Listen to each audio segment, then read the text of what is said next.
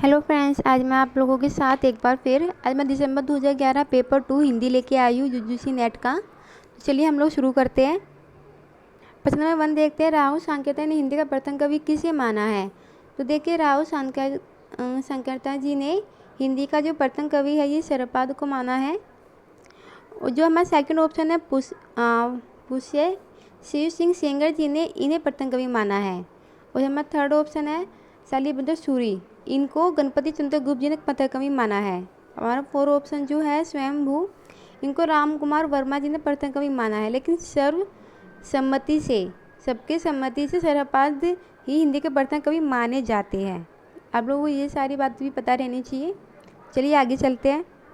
प्रश्न नंबर 2, निम्नलिखित में से कौन सी बोली पश्चिमी हिंदी की नहीं है। तो मैं आपको बता दूं, पश्चिमी हिंदी की बोली ब्रजभाषा, बुंदेली, खड़ी बोली, कन्नौजी तथा हरियाणवी आती है, जबकि पूर्वी हिंदी में अवधी, बघेली एवं छत्तीसगढ़ी आती है।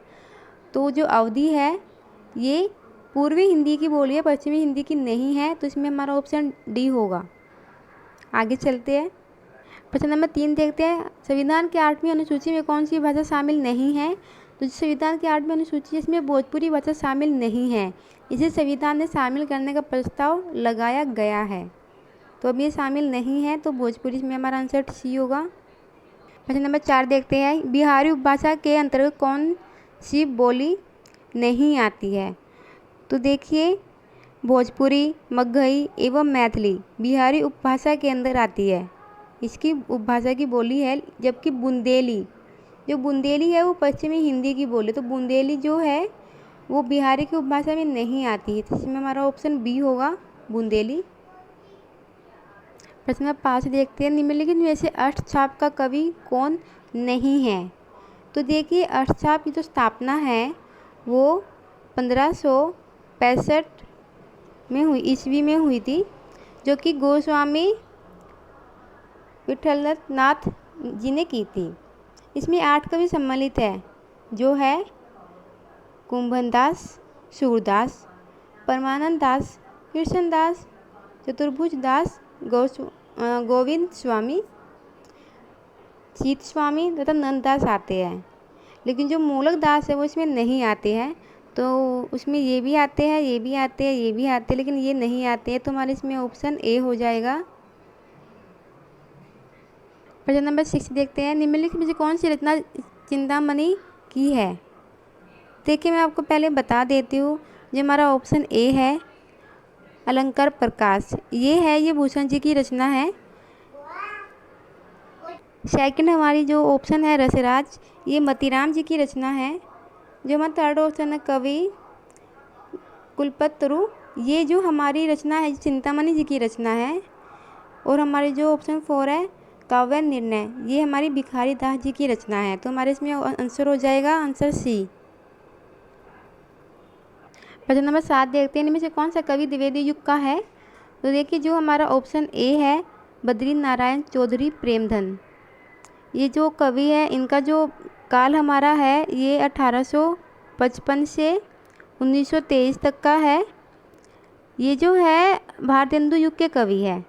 जो हमारा सेकंड ऑप्शन राजा किशन दास जी, इनका जो काल है 1865 से 1907 तक का है, ये भी हमारे भारतेंदु युग के कवि है। इसके बाद जो हमारे आते हैं ऑप्शन सी जसवंत सिंह जी, इनका जो काल है 1627 से 1729 ईस्वी तक है, ये जो रीति काल के कवि है। लेकिन जो हमारा ऑप्शन बचा है ऑप्शन डी गया प्रसाद शुक्ल स्नेही, ये हमारे द्विवेदी युग के कवि है, और इनका जो काल है इनका काल 1883 से लेकर 1972 तक का है। तो जो हमारा उसमें ऑप्शन डी होगा, क्योंकि हमसे द्विवेदी युग का कवि पूछा है, तो जो गया प्रसाद शुक्ल स्नेही जी है ये हमारे द्विवेदी युग के कवि है, तो हमारा ऑप्शन डी ठीक होगा। प्रश्न नंबर 8 देखते हैं, इनमें से कौन सा कवि प्रगतिवादी नहीं है। तो जो ये हमारे ऑप्शन बी है भवानी प्रसाद मिश्र जी, ये हमारे प्रयोगवाद के कवि है। और जो बाकी अन्य सभी कवि है ये हमारे प्रगतिवादी कवि है। तो केदारनाथ अग्रवाल जी, त्रिलोचन शिवमंगल सिंह सुमन, ये हमारे प्रगतिवादी कवि है। लेकिन जो हमारे भवानी प्रसाद मिश्र जी है ये प्रयोगवाद के कवि है, तो हमारे इसमें ऑप्शन बी ठीक होगा। प्रश्न नंबर 9 देखते हैं, पहले मैं सन्नाटा बुनता हूँ, किसकी पंक्ति है? ये जो पंक्ति है ये अज्ञे जी की है। इसके अलावा आपको मैं कुछ पंक्तियाँ बताती हूँ जो बहुत ज़्यादा इम्पोर्टेंट है इन कवियों की। नागार्जुन की एक पंक्ति है वो बहुत ज़्यादा बार पूछी जाती है, बहुत ज़्यादा इम्पोर्टेंट है। घुन खाहे से तीरों पर कि 12 खड़ी विधाता बाचे। ये जो पंक्ति है ये नागार्जुन जी की है, ये को बहुत ज़्यादा इम्पोर्टेंट है। ऐसे ही राम कुमार जी की एक पंक्ति है वो भी बहुत ज़्यादा इम्पोर्टेंट है। हे ग्राम देवता नमस्कार, सोना चांदी से नहीं किंतु तुमने मिट्टी से दिया प्यार। ऐसे शमशेर बहादुर सिंह जी की एक पंक्ति है वो भी बहुत ज़्यादा इम्पोर्टेंट है। एक पीली शाम पतझड़ का जरा अटका हुआ पत्ता। ये जो पंक्ति मैंने आपको बताया ये भी काव्य पेपर में पूछी गई है, तो इसलिए मैंने आपको बता दी है, आप लोग ध्यान रखिएगा। चलिए हम लोग आगे चलते हैं। प्रश्न नंबर 10 देखते हैं, निम्नलिखित में से कौन सी रचना सर्वेश्वर दयाल सक्सेना की नहीं है? तो इसमें से कोई रचना ऐसी है जो उनकी नहीं है, तो देखते हैं। काठ की घंटियाँ, ये भी सर्वेश्वर दयाल जी की है। कुआनो नदी, ये भी सर्वेश्वर दयाल जी की है। आत्महत्या के विरुद्ध, देखिए ये जो रचना है ये रचना रघुवीर सहाय जी की रचना है। और हमारा ऑप्शन डी लिपटा रजाई में, ये भी सर्वेश्वर दयाल जी की रचना है। तो हमारी जो आत्महत्या के वीर रघुवीर सहाय जी की रचना है, तो हमारा ऑप्शन होगा सी। लेकिन मैं इसके अलावा बता दूं रघुवीर सहाय जी की बहुत सी और भी जो रचना है वो बहुत ज़्यादा इंपॉर्टेंट है, वो बहुत ज़्यादा बार पूछी जाती है, हमें पता भी रहनी चाहिए। तो एक तो यही है आपके सामने आत्महत्या के विरुद्ध। इसके अलावा कुछ पत्ते कुछ चिट्ठियाँ, ये रचना भी बहुत बार पूछी गई है। और हंसो हंसो जल्दी हंसो, ये रचना भी रघुवीर सहाय जी की इम्पोर्टेंट रचना है। इसके बाद एक रचना है उनकी सीढ़ियों पर, इसके अलावा धूप में इत्यादि, ये सब रघुवीर सहाय की काव्य कृतियाँ हैं। तो ये भी बहुत ज़्यादा पूछी जाती है, मैंने इसलिए आपको बता दिया है। हम लोग आगे देखते हैं। हम क्वेश्चन नंबर 11 देखेंगे, निम्नलिखित में से कौन सा उपन्यास देवकी नंदन खत्री का नहीं है? तो देखिए मैं उसमें ऑप्शन के अकॉर्डिंग बताऊंगी आपको। नरेंद्र मोहिनी, ये जो उपन्यास है ये उपन्यास 1893 ईस्वी में लिखा गया है, जो कि देवकी नंदन जी का है। इसके बाद है भाग्यवती उपन्यास। जो भाग्यवती उपन्यास है ये 1877 ईस्वी में लिखा गया है, जो कि श्रद्धा राम फुलोरी जी का उपन्यास है। इसके बाद ऑप्शन सी चंद्रकांता, ये उपन्यास 1888 ईस्वी में लिखा गया है, जो कि देवकी नंदन खत्री जी का उपन्यास है। इसके अलावा जो हमारा ऑप्शन है कुसुमलता, ऑप्शन डी, ये जो उपन्यास है ये 1899 ईस्वी में लिखा गया है, जो कि हरे कृष्ण जौहर जी का उपन्यास है। देखिए ये जो उपन्यास है ये देवकी नंदन खत्री के नहीं है। तो इसमें से हमारे जो पहले लिखा गया था, जिसमें से भाग्यवती जो है जो 1870 में लिखा गया है, इसमें हमारा ऑप्शन बी हो जाएगा, क्योंकि ये पहले लिखा गया है। तो इसमें हमारा 11 में ऑप्शन बी ऑप्शन हमारा ठीक हो जाएगा। अब आगे देखते हैं। प्रश्न नंबर 12 देखते हैं, निम्नलिखित से कौन सा कहानी का ग्रामीण चेतना का नहीं है? तो देखिए जो हमारा ऑप्शन ए है मार्कंडे, ये जो कवि है ये ग्रामीण चेतना के है, ये कहानी का ग्रामीण चेतना के कहानीकार है। इसके अलावा ऑप्शन बी विवेकी राय, ये भी हमारे ग्रामीण चेतना के कहानीकार है। ऑप्शन सी शिव प्रसाद सिंह जी, ये भी ग्रामीण चेतना के ही कहानीकार है। लेकिन जो हमारे निर्मल वर्मा जी है ये जो है ये पाश्चात्य परंपरा के कहानीकार माने जाते हैं। इनकी कहानियाँ रोमानी रुचि से प्रभावित है, जबकि अन्य सभी कवि ग्रामीण चेतना के कहानीकार है। तो देखिए हमारा इसमें ऑप्शन डी हो जाएगा, ठीक, निर्मल वर्मा जी। प्रश्न नंबर 13 देखते हैं, इंदु पत्रिका के संपादक का नाम है। जो इंदु पत्रिका है, मैं आपको पहले बता दूँ, इनका जो संपादक काल था ये 1909 ईस्वी था, ठीक है।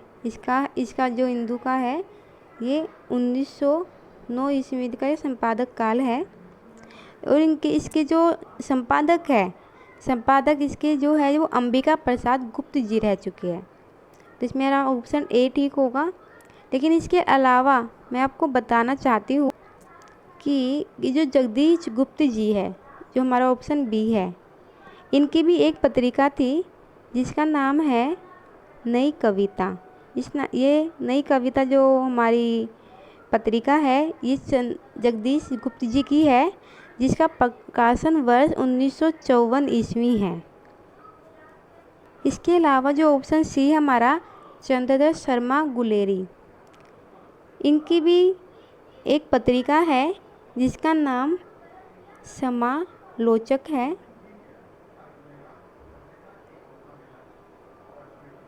समालोचक, इसका जो प्रकाशन वर्ष है वो 1902 ईस्वी है। इनकी भी जो ये पत्रिका बहुत इम्पोर्टेंट मानी जाती है। इसके अलावा जो हमारा ऑप्शन डी है काशी प्रसाद जायसवाल जी, इनकी भी एक पत्रिका काफ़ी इम्पोर्टेंट मानी जाती है जो कि है पाटलिपुत्र। जो पत्रिका है इनकी है ये बहुत इम्पोर्टेंट मानी जाती है और इसका जो प्रकाशन वर्ष है वो 1914 ईस्वी है।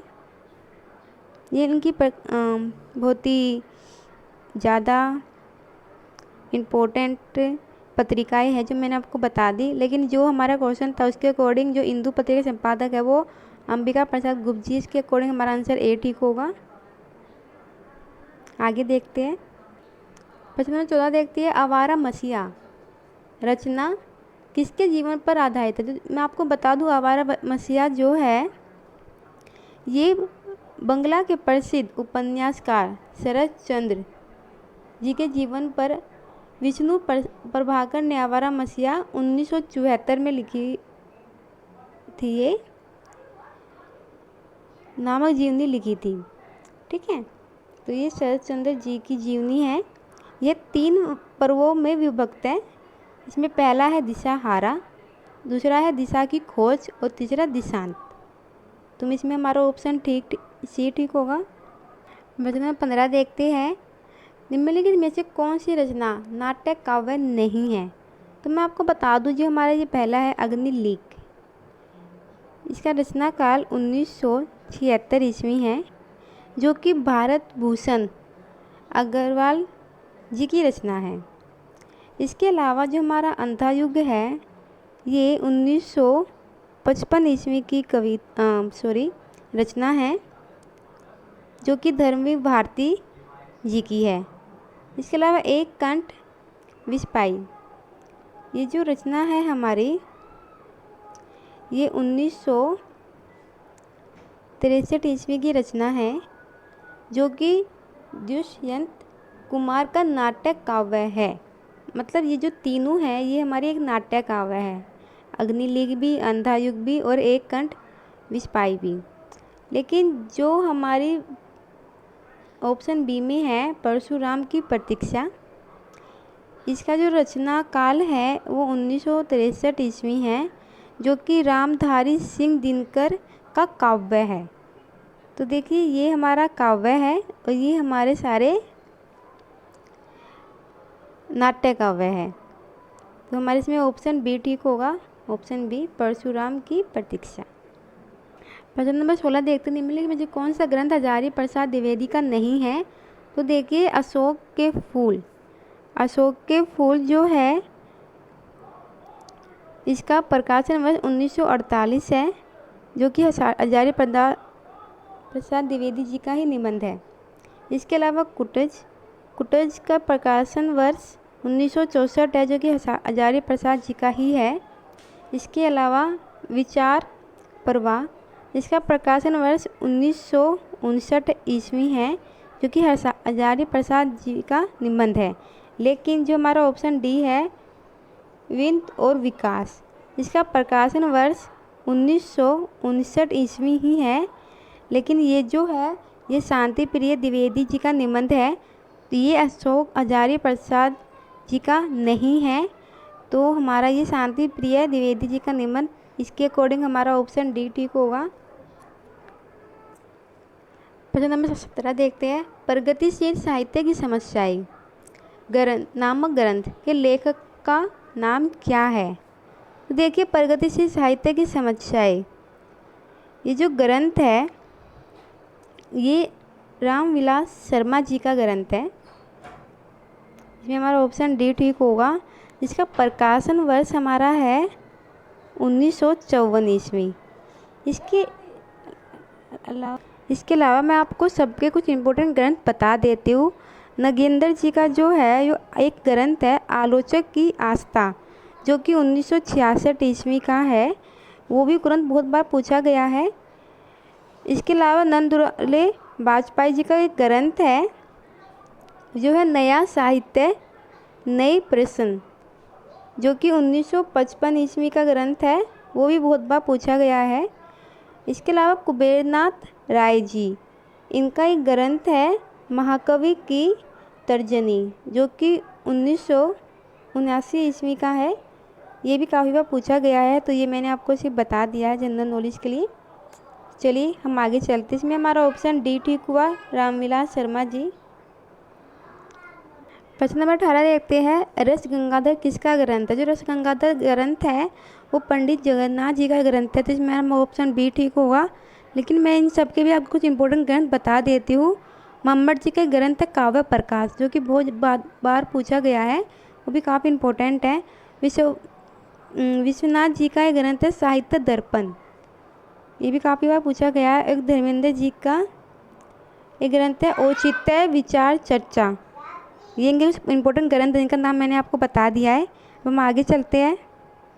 प्रश्न नंबर 19 देखते हैं। इनमें से कौन रससूत्र का व्याख्याता नहीं है? तो देखिए, इनमें से कौन जो व्याख्याता नहीं है, तो जो भरत मुनि जी का रससूत्र है, इसके व्याख्याकारों में 4 नाम आते हैं, जिसमें आते हैं भट्ट लोलट, शंकुक, भट्टनायक एवं Abhinavagupta.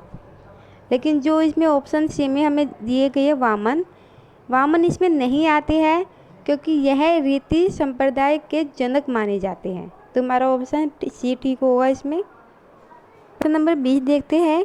The principle of literary criticism किसका ग्रंथ है? तो देखिए, ये जो ग्रंथ है, पहले तो मैं इसका आपको बता देती हूँ। ये जो ग्रंथ है पूरा, इसका प्रकाशन वर्ष 1924 ईस्वी है, और ये ग्रंथ IA रिसर्च जी का है। तो इसमें हमारा ऑप्शन ए ठीक होगा।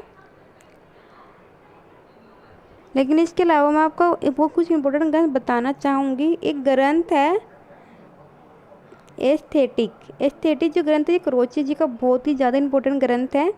इसके अलावा एसेज इन क्रिटिसिज्म, ये जो ग्रंथ है ये मैथ्यू अर्नाल्ड जी का ग्रंथ है। वो भी बहुत बार पूछा गया है, तो मैंने आपके दोनों के इम्पोर्टेंट ग्रंथ बता दिए हैं। चलिए हम आगे चलते हैं। प्रश्न नंबर 21 देखते हैं। निम्नलिखित रचनाओं का सही अनुक्रम लिखिए। तो देखिए, ये जो ऑप्शन में है, इसमें से हमारा ऑप्शन ए ठीक होगा, क्योंकि इसमें हमारा रचनाओं का सही अनुक्रम दिया गया है। क्योंकि जो प्रिय प्रवास रचना है ये हरि ओक जी की रचना है, जिसका प्रकाशन वर्ष 1914 ईस्वी है। उसके बाद साकेत, ये मैथिली शरण गुप्त जी की रचना है, जो कि जिसका प्रकाशन वर्ष है 1931। इसके बाद कामायनी, ये प्रसाद जी की रचना है, जिसका प्रकाशन वर्ष है 1936 ईस्वी। उसके बाद कुरुक्षेत्र, ये दिनकर जी की रचना है, जिसका प्रकाशन वर्ष है 1946 ईस्वी। ठीक है, इसमें हमारा ऑप्शन ए ठीक होगा। आगे चलते हैं। प्रश्न नंबर 22 देखते हैं। प्रकाशन वर्ष की दृष्टि से हिंदी पत्रिकाओं का सही अनुक्रम लिखिए। देखिए, इनमें से ऑप्शन में से सही अनुक्रम जो है वो हमारा ऑप्शन सी में है, क्योंकि इसमें सबसे पहले है हरिश्चंद्र मैगजीन। इनके जो संपादक है ये भारतेंदु जी थे, जिनका प्रकाशन वर्ष 1973 है पत्रिका का। उसके बाद जो है आनंद कादम्बिनी, इसका प्रकाशन वर्ष 1881 ईस्वी है, जो कि प्रेमगन की रचना है। इसके बाद ब्राह्मण। इस ब्राह्मण पत्रिका जो है इसका प्रकाशन वर्ष 1883 ईस्वी है, जो कि प्रताप नारायण मिश्र जी की पत्रिका है। इसके अलावा भारतोदय, भारतोदय जो है वो 1885 ईस्वी की है, जिसके संपादक सीताराम शर्मा जी थे। चलिए इसके अकॉर्डिंग हमारा ऑप्शन सी ठीक हुआ। अब आगे देखते हैं, प्रश्न नंबर 23 देखते हैं। निम्नलिखित रचनाकारों का सही अनुक्रम रेखांकित कीजिए। देखिए जो ऑप्शन इसमें से हमारा ऑप्शन बी ठीक होगा, क्योंकि इसमें जो सबसे पहले है इलाज चंद्र जोशी, इनका जो समय है वो 1902 से 1982 ईस्वी तक है। सेकंड जो है हमारा उपेंद्रनाथ अस्क, इनका जो समय है वो 1910 से 1996 तक का था। थर्ड हमारा जो मोहन जी है, मोहन राकेश जी, इनका जो समय था वो 1925 से 1972 ईस्वी तक था। और जो फोर हमारे हैं नरेंद्र कोहली जी, इनका जो नरेंद्र कोहली जी का जो समय है वो 1940 से है। ठीक है, तो इसके अकॉर्डिंग हमारा ऑप्शन बी ठीक हुआ। प्रश्न नंबर 24 देखते हैं। रामचरितमानस के कांडों का सही अनुक्रम लिखिए।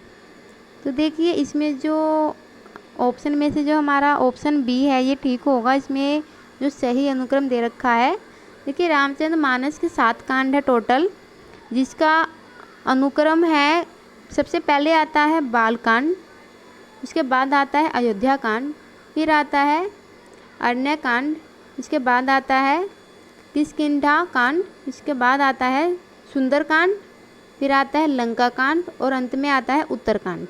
तो इसके अकॉर्डिंग हमारा जो ऑप्शन बी ठीक होगा। प्रश्न नंबर 25 देखते हैं। कवियों का सही अनुक्रम बताइए। जो कवियों का सही अनुक्रम है वो हमारा ऑप्शन सी में सही दिखाया गया है। सबसे पहले विद्यापति जी है, जिनका समय जो है 1950 से लेके 1460 के मध्य तक था। उसके बाद रसखान जी है, जिनका समय 1533 से लेकर 1618 ईस्वी तक था। उसके बाद केशव दास जी है, जिनका समय 1555 से लेके 1617 ईस्वी तक था। उसके अंत में दुर्जय देव है, जिनका जो समय था वो 1820 से 1861 ईस्वी तक था। इसमें हमारा ऑप्शन सी ठीक होगा। प्रश्न नंबर 26 देखते हैं। निम्नलिखित नाटकों का सही अनुक्रम लिखिए। तो देखिए इनमें जो ऑप्शन है, इसमें से ऑप्शन बी में हमारा सही अनुक्रम दे रखा है। सबसे पहले है भारत दुर्दशा, इसका जो समय था वो 1880 ईस्वी था, जो कि भारतेंदु जी का नाटक है। इसके बाद स्कंदगुप्त, इसका जो समय है वो 1928 है ईस्वी है। इसके जो नाटककार है ये जयशंकर प्रसाद जी थे। इसके बाद कबीरा खड़ा बाजार में, इस नाटक का जो समय है वो 1981 ईस्वी है, जो कि भीषण साहनी जी का नाटक है। इसके अलावा कहे कबीर सुनो भाई साधो, ये जो नाटक है इसका समय 1987 ईस्वी है, जो कि नरेंद्र मोहन जी का नाटक है। तो इसके अकॉर्डिंग हमारा ऑप्शन बी ठीक होगा। प्रश्न नंबर 27 देखते हैं। निम्नलिखित उपन्यासों का सही अनुक्रम लिखिए। तो ऑप्शन के अकॉर्डिंग जो हमारे सही अनुक्रम में उपन्यास है वो हमारे ऑप्शन डी में है, झूठा सच। ये जो उपन्यास है इसका समय है 1958 ईस्वी, जो कि यशपाल जी का उपन्यास है। आधा गाँव उपन्यास का जो समय है वो 1966 ईस्वी है, जो कि राही मासूम रजा जी का उपन्यास है। इसके अलावा अगला धरती धन न अपना, ये जो उपन्यास है इसका जो समय है 1972 ईस्वी है, जो कि जगदीश चंद्र जी का उपन्यास है। इसके अलावा धार उपन्यास संजीव जी का उपन्यास है, जिसका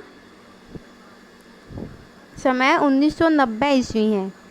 तो अनुक्रम के अकॉर्डिंग उपन्यास का सही अनुक्रम यही है, ऑप्शन डी ऑप्शन में। तो हमारा आंसर होगा ऑप्शन डी। प्रश्न नंबर 28 देखते हैं। प्रकाशन वर्ष की दृष्टि से निम्नलिखित कहानियों का सही अनुक्रम लिखिए। जो ऑप्शन के अकॉर्डिंग जो हमारा सही ऑप्शन है, ये ऑप्शन ए है। सबसे पहले पंच परमेश्वर, ये जो कहानी है इसका समय जो है 1916 ईस्वी है, जिसके कहानीकार है प्रेमचंद्र जी।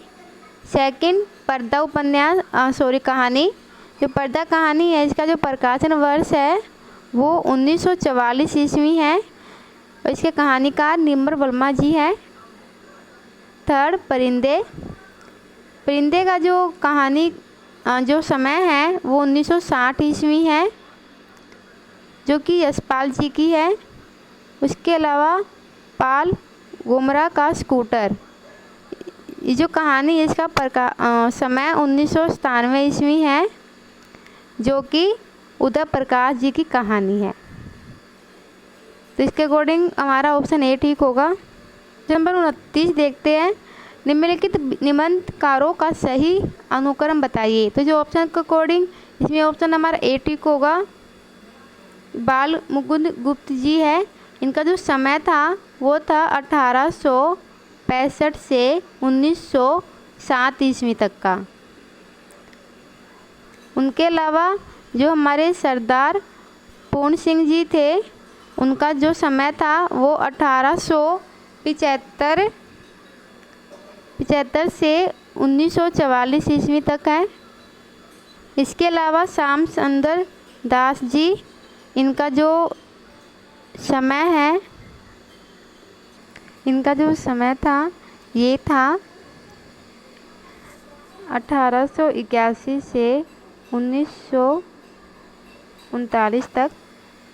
इसके अलावा जो हमारे बाबू गुलाब राय जी थे, उनका जो समय था वो हमारा था 1888 से 1663 ईस्वी तक। तो अनुक्रम के अकॉर्डिंग हमारे जो निबंधकार थे उनका में हमारा ऑप्शन ए ठीक होगा। प्रश्न नंबर 30 देखते हैं। निम्नलिखित आचार्यों का सही अनुक्रम क्या है। देखिए ऑप्शन के अकॉर्डिंग जो हमारा सही अनुक्रम है वो ऑप्शन सी में है।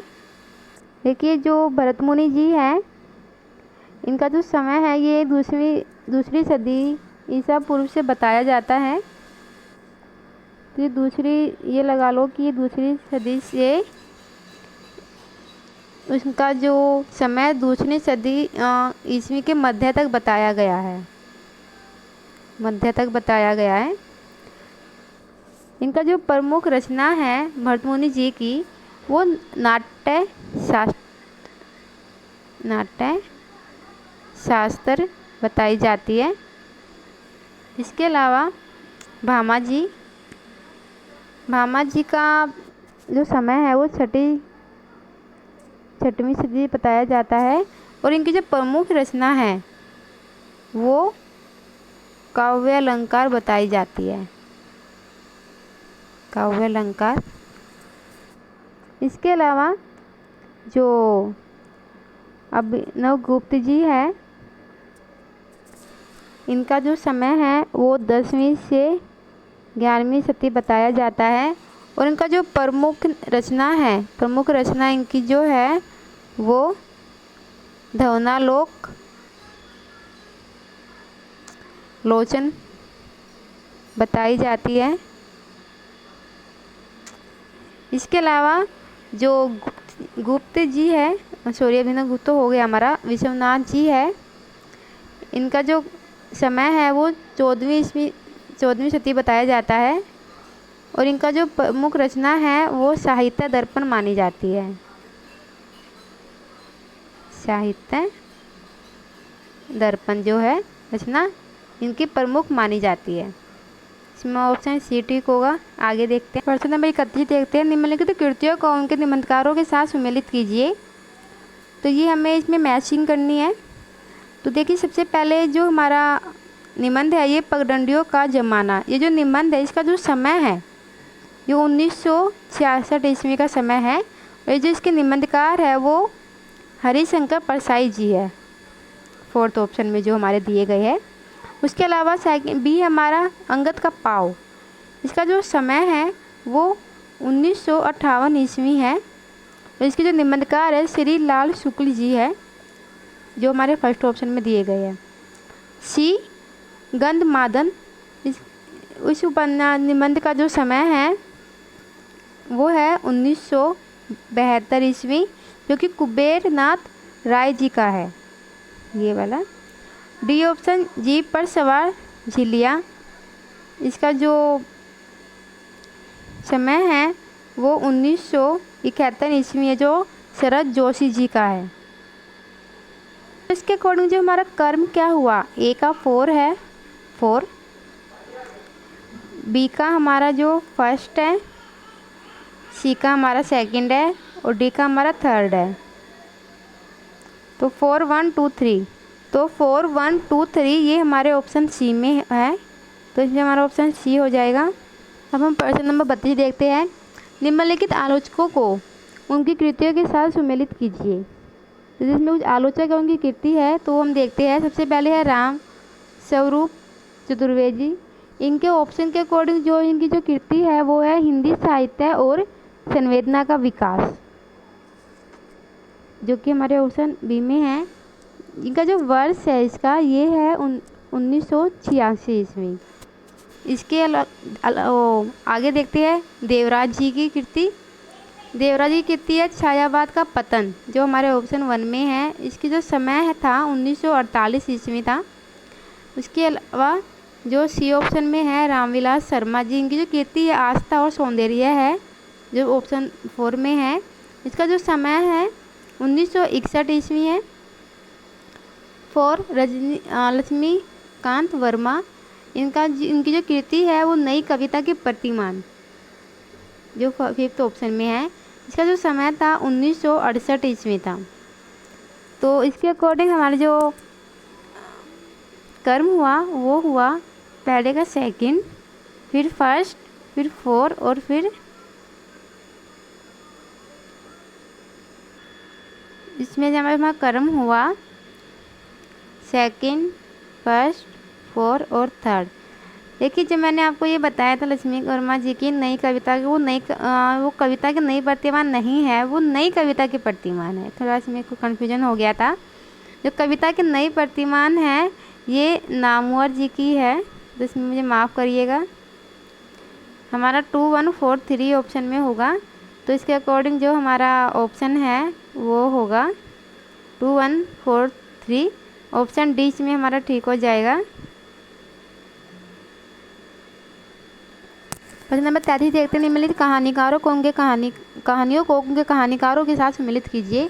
तो ये जो ए ऑप्शन में 11 वर्ष का समय, ये जो कहानी के कहानीकार का है रामचंद्र शुक्ल जी। इस कहानी का जो समय है वो 1903 का है।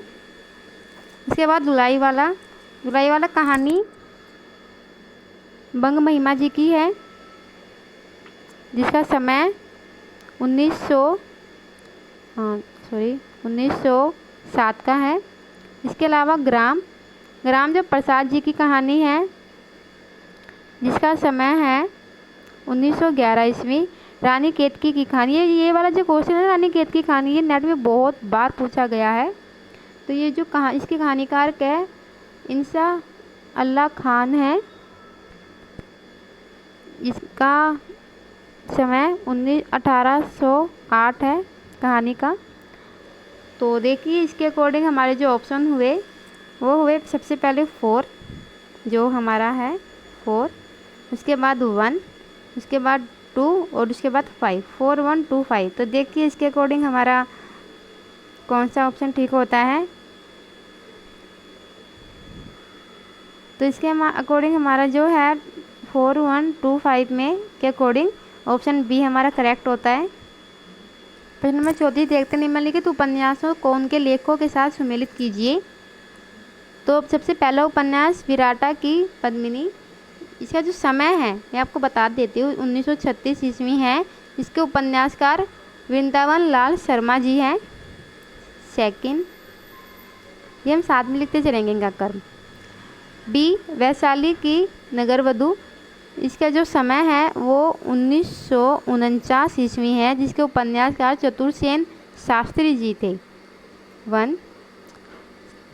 सी है दिव्या, इसका जो समय था वो 1945 ईस्वी था, जिसके उपन्यासकार यशपाल जी हैं। 4 डी हमारा चारूचंद्र लेख, जो उपन्यास है इसका जो समय है वो 1963 ईस्वी है, और इसके जो उपन्यासकार है वो हजारी प्रसाद द्विवेदी जी है। 3rd, तो 2, 1, 4, 3, तो 2, 1, 4, 3 इसके अकॉर्डिंग हमारा ऑप्शन बी ठीक होता है। 55 देखते हैं, निम्नलिखित काव्य संग्रह को उनके रचनाकारों के साथ सुमेलित कीजिए। तो सबसे पहले ए में है हिम क्रीटनी। ये जो काव्य संग्रह है इसके रचनाकार माखनलाल चतुर्वेदी जी है। Second option B Amola. Amola काव्य ग्रंथ जो है इसके रचनाकार त्रिलोचन जी है। फर्स्ट, सी काल तुझसे होड़ है। इस काव्य संग्रह के रचनाकार शमशेर बहादुर सिंह जी हैं, हमारे 4th ऑप्शन में है। डी गीत फरोश काव्य संग्रह, इसके रचनाकार भवानी प्रसाद मिश्र जी है 3rd में। तो 2, 1, 4, 3 इसके अकॉर्डिंग जो हमारा ऑप्शन होगा 2, 1, 4, 3 ऑप्शन डी हमारा करेक्ट होता है। 36 देखते हैं, निम्नलिखित आत्मकथाओं को उनकी लेखिकाओं के साथ सुमेलित कीजिए। तो जो सबसे पहले ए में है एक कहानी यह भी। इस कहानी की जो आत्मकथाकार है वो मन्नू भंडारी जी है, ऑप्शन 4 में जो हमारी है। और इस कहानी का जो समय है वो मैं आपको बता देती हूँ, 2007 है। बी ऑप्शन अन्या से अनन्या। ये जो कहानी है, ये इस कहानी की जो आत्मकथाकार है वो प्रभा खेतान जी है, हमारे 1st ऑप्शन में जो है। इस कहानी का जो समय है वो भी 2007 है। उसके अलावा आगे देखते हैं सी हादसे जो कहानी है इसकी जो हादसे जो आत्मकथा है उसकी आत्मकथाकार जो है वो है रमनिका गुप्ता जी, जो हमारे ऑप्शन 2nd में है। और इस आत्मकथा का जो समय है वो 2005 है। इसके अलावा जो लास्ट हमारी है डी रसीदी टिकट, यह आत्मकथा, इसकी जो आत्मकथाकार है वो अमृता प्रीतम जी है, हमारे 3rd ऑप्शन में है। और इस आत्मकथा का जो समय है वो 1976 है। तो चलिए 4, 1, 2, 3 ये हमारे में कर्म आ गया है। इसके अकॉर्डिंग देखते हैं कि 4, 1, 2, 3 किस में है। तो ये हमारे ऑप्शन ए में ही है, 4, 1, 2, 3, तो हमारे इसमें ऑप्शन ए ठीक होता है। प्रश्न नंबर 37 देखते हैं, निम्नलिखित कृतियों को उसके लेखों के साथ सुमेलित कीजिए। सबसे पहले कृति है ग्लोबल गांव के देवता। ये जो कृति के कीर्तिकार है रनिंदर जी, ऑप्शन 2nd में। बी जो है जूठन कृति, इसके कृतिकार है ओम प्रकाश वाल्मीकि जी, जो हमारे 5th में है। सी है मुक्ति पर्व, इस कृति के कीर्तिकार है मोहनदास जी, हमारे 1st ऑप्शन में है। डी छापर, इस कृति के कीर्तिकार है जयप्रकाश जी, जो हमारे 4th ऑप्शन में। तो 2, 5, 1, 4 ये हमें कर्म मिला है। तो इसके अकॉर्डिंग हम देखते हैं कौन सा हमारा ठीक होता है। तो इसके अकॉर्डिंग हमारा जो सी ऑप्शन है वो ठीक होता है, 2, 5, 1, 4। प्रश्न नंबर 38 देखते हैं, निम्नलिखित उक्तियों को उनके रचनाकारों के साथ सुमेलित कीजिए। जो हमारी सबसे पहली उक्ति है, गोरख जगाओ जोग, भक्ति भगाओ लोग। ये जो हमारी उक्ति है इसके जो रचनाकार है ये है तुलसीदास जी। तो ये हमारे में इसमें 4th ऑप्शन में बी अन बूढ़े बूढ़े तिरे ये बूढ़े सब अंग। ये जो हमारी उक्ति है ये बिहारी जी की है। हाँ सॉरी, ये मैंने 4 लिख दिया, 5 थी वो, ये 4 है सेकंड। सी अति सुदो स्नेह का को मार्ग है। ये जो उक्ति है ये घनानंद जी की है फर्स्ट ऑप्शन में। और बसो मेरे नैनंद में नंदलाल, ये जो उक्ति है हमारी ये सूरदास जी की उक्ति है थर्ड। तो 5 4 1 3, तो 5 4 1 3 इसमें देखते हैं कौन सा ऑप्शन हमारा ठीक होता है।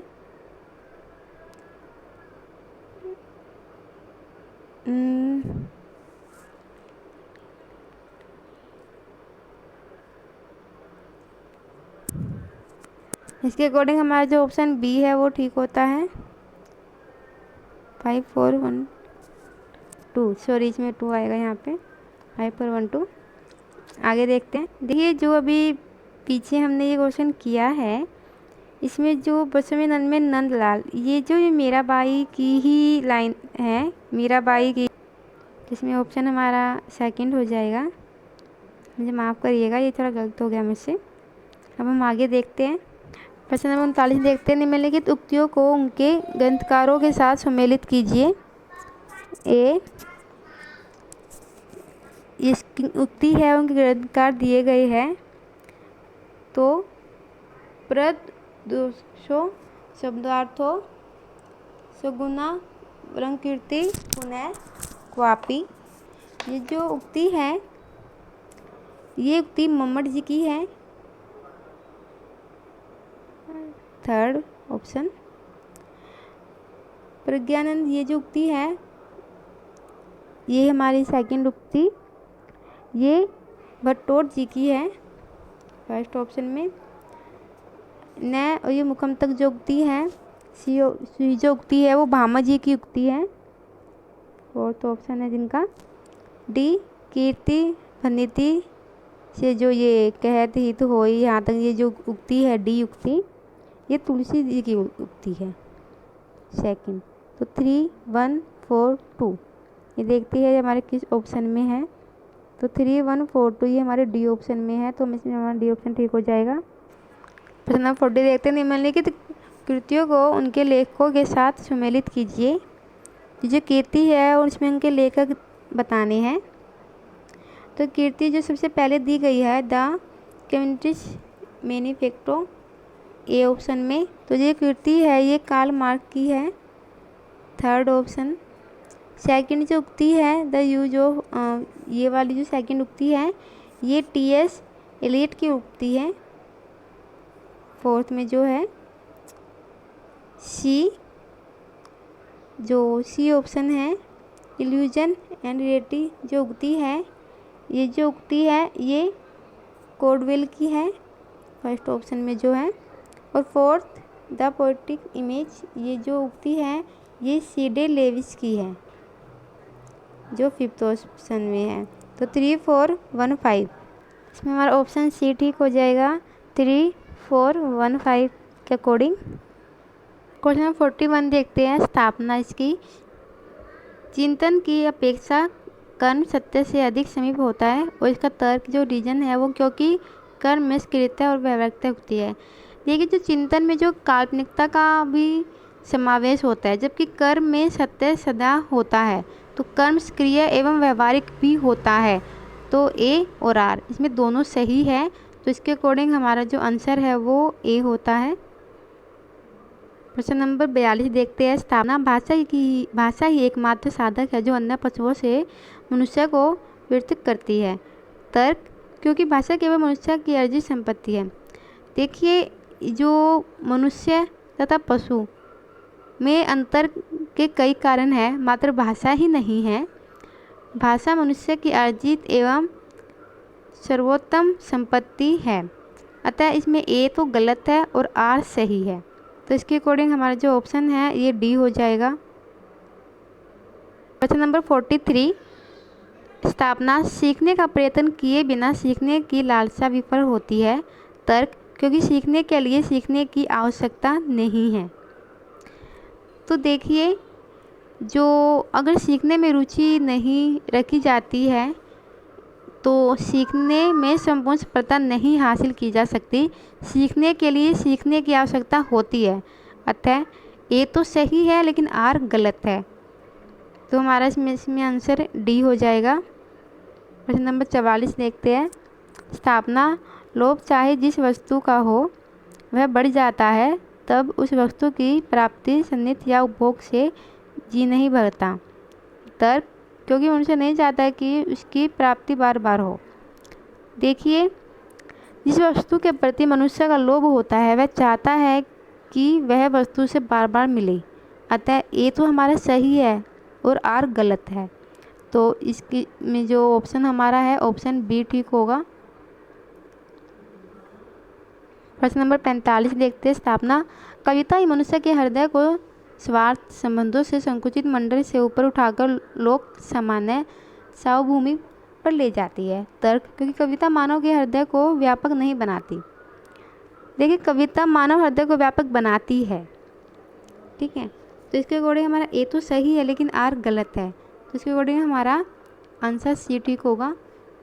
इसके बाद देखिए, ये हमारा अवतरण दिया गया है। मैं चाहती हूँ कि आप इसे थोड़ा ध्यानपूर्वक पढ़ ले। मैंने पूरा पढ़ लिया है तो इसलिए मैं आपको इसके आंसर बता देना चाहती हूँ, बट फिर भी मैं कहूँगी कि आप लोग भी एक बार इसको ध्यान से पढ़ लेना। जो क्वेश्चन नंबर 46 है हमारा, सच्चे वीर पुरुष होते हैं। तो अवतरण के अकॉर्डिंग हमारा ऑप्शन डी इसमें ठीक होगा, धीर, गंभीर और आज़ाद। इसके आगे देखते हैं 47। कुंभकर्ण का उल्लेख किस संदर्भ में किया गया है। जो कुंभकर्ण का उल्लेख है वो वीरता के संदर्भ में किया गया है कि कुंभकर्ण की जी गाढ़ी नींद का उल्लेख, ठीक है, जो उनकी उसकी गाढ़ी नींद थी उसका उल्लेख वीरता के संदर्भ में किया गया। तो इसके अकॉर्डिंग हमारा ए ऑप्शन ठीक होता है। इसी अवतरण के अकॉर्डिंग आंसर दिए गए हैं। 48 क्वेश्चन देख लेते हैं। जब सच्चे वीर जाकर शेर की तरह गरजते हैं तो क्या होता है। देखिए, जब सच्चे वीर जाकर शेर की तरह गरजते हैं तो सदियों तक उनकी आवाज़ की गूंज सुनाई देती है। तो इसके अकॉर्डिंग हमारा ऑप्शन सी ठीक होगा। 49 देख लेते हैं। सच्चे वीर के मन की गंभीरता कैसी होती है। तो सच्चे वीर के मन की गंभीरता समुद्र की तरह विशाल और गहरी या आकाश की तरह स्थिर और अचल होती है। तो इसके अकॉर्डिंग हमारा आंसर बी होगा। प्रश्न नंबर 50। इस अवतरण का उपयुक्त शीर्षक क्या हो सकता है। तो देखिए, इस अवतरण का उपयुक्त शीर्षक है वो सच्ची वीरता हो सकता है। इसमें हमारा ऑप्शन डी ठीक होगा। देखिए, मैंने आपको ये पेपर 2 करवा दिया है पूरा, तो आशा है आप लोगों को समझ में आया होगा। लेकिन अगर आपको कहीं भी इसमें कोई डाउट लगता है या कुछ आपको पूछना है तो आप कमेंट बॉक्स में कमेंट कर सकते हो। और अगर आपको ये वीडियो पसंद आती है तो प्लीज़ इसे लाइक ज़रूर करना और साथ में चैनल को सब्सक्राइब भी करना, ताकि मेरी आने वाली नोटिफिकेशन आपको टाइम से मिल सके। और मैं चाहूँगी कि जो बच्चे नेट की तैयारी कर रहे हैं, मन से कर रहे हैं, और अपने प्लीज़ वो इसको ज़्यादा से ज़्यादा शेयर करें, ताकि उसके जो फ्रेंड्स है या जिसको भी इसकी ज़रूरत है वो वहाँ तक ये वीडियो पहुँच सके आसानी से। साथ में अगर आपको इस पेपर की या किसी टॉपिक या किसी मतलब आंसर की आपको PDF चाहिए तो आप मेरे टेलीग्राम भी ज्वाइन कर सकते हैं। टेलीग्राम ग्रुप का लिंक मैं आपको डिस्क्रिप्शन में दे दूँगी, तो बने रहिए मेरे साथ। इसके बाद ही मैं आपके सब आप तक जो हुए हैं अब तक सारे UGC नेट के पेपर लेके आऊँगी। पेपर 1 पेपर 2 मैं दोनों यहाँ पे लेके आती हूँ। मैं इतनी मेहनत करती हूँ तो कृपया आप भी मेरा सहयोग कीजिएगा। चैनल को ज़्यादा से ज़्यादा सब्सक्राइब कीजिएगा। चलिए, मिलते हैं अगले वीडियो में। नमस्कार।